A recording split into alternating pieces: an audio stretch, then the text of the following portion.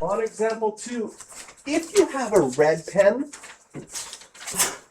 it's nice to always do your asymptotes in red.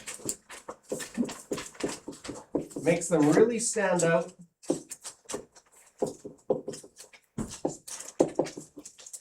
So we can label x equals 0 and y equals 0.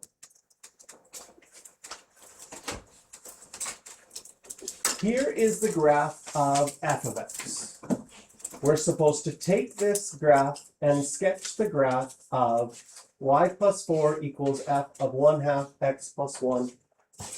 So the first thing I would do in this is I double check it's already in factored form. And some nice things with factored form, I don't know if you notice it there with my brackets, that when I have lots of brackets, I sometimes make brackets bigger and smaller. You see the inside ones are smaller than the outside ones? That helps your eyes see which bracket ends with which bracket. So I moved the 4 over. This was already in factored form, so I'm just made a little note.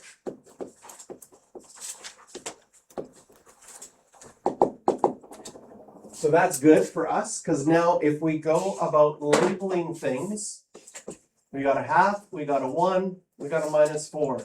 These two are inside, they'll be horizontal. This one is outside, it will be vertical. This 1/2 will be a horizontal stretch. You will multiply your x values by 2. This 1 will be a horizontal translation. You will go 1, 2, the x's are liars, left. And this 4 is a vertical translation. You will go 4 down.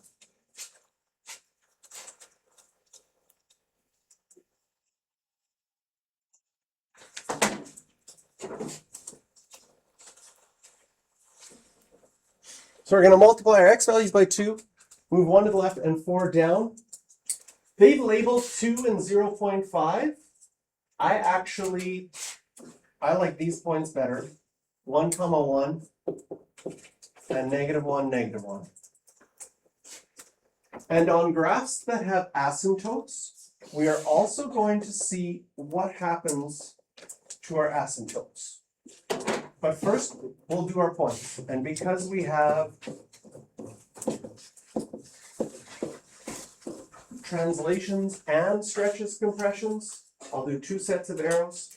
First set of arrows, I always do all of my compressions and stretches first, and I only have 1. X is getting multiplied by 2. Then on the second arrow, I do all my translations, and we have 2, we have 1 left, and 4 down.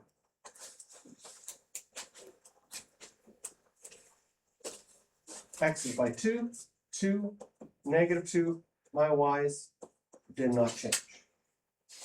1 to the left, this will be 1, this will be -3. 4 down, -3, 4 down, -5.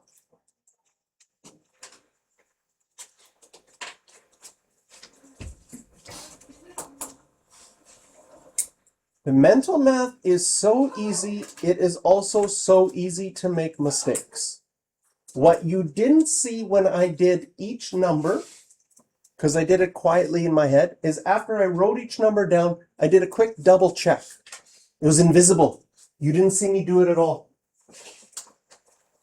Okay? Because if you make a mental math error, it ruins everything by the time you get to the end. And then your best hope is just to start all over again, which is a lot of time wasted. Doing a quick check as you're going is going to save you it takes longer while you're doing it, but it will save you time in the long run. Because one tiny mistake means you have to start the whole question over again. It probably takes 3 or 4 times longer than you wanted it to. 3 or 4 times because most of you won't start it all over again. You'll try to find your mistake. And you'll spend a lot of time looking and say, oh, I can't find it. And then you'll start over again. So, quick double check as you go along. And then with the asymptotes, what's cool about the asymptotes, we can draw long arrows. Because they're at 0, multiplying is not going to affect them at all. You multiply your x by 0, you're still 0. X equals 0, which is your vertical asymptote. The only thing that's going to affect your vertical asymptote is if you move left and right. And we go, X values go 1 to the left. So our new asymptote will be at X equals -1. I'll write that. I like red. There we go. I'm going to write that in red as well. And the only thing that's going to affect the horizontal asymptote is you move up and down. We've moved down 4. Our new asymptote is at -4.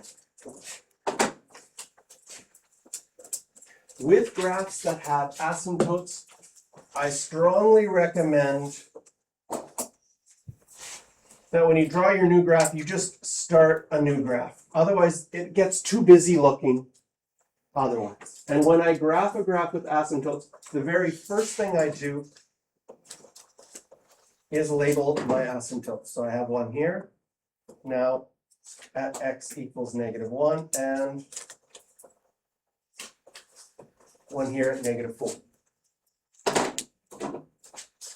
Then I can go and label my points. I'm going to have the point 1,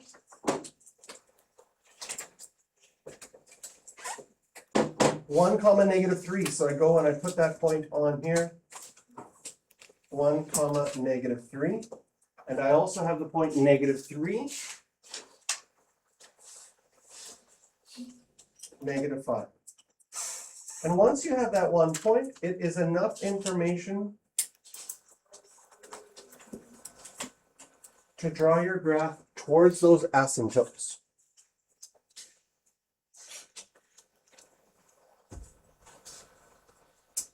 On an exam, this would have been a 3-mark question because we had 3 transformations we had to do. The half, the 1, and the -4. Okay? Do you know what graph this original graph is? Do you know its equation? It's from our colored papers. What is this one? It's y equals? It's the 1 over x graph. Let's translate this into explicit form. Okay? So I'm going to just... How do I translate this into explicit form? Y equals 1, because f of x is 1 over x. I can write that here in red. F of x equals 1 over x. So all of this inside part is going to be where the x was. So that would be 1/2 x plus 1. And the -4 would be on the outside. If the question said this on the exam, it would be a 4-mark question. Because they would also give you 1 mark for knowing what the original graph looked like. In the textbook, it's a 3-mark question because they gave us the 1 over x graph. This would be a 4-mark question in explicit form because you would have to get the shape right and still see horizontal stretch, horizontal translation. This is inside the function, -4 outside the function. Now, the blue one looks a lot more complicated though, doesn't it?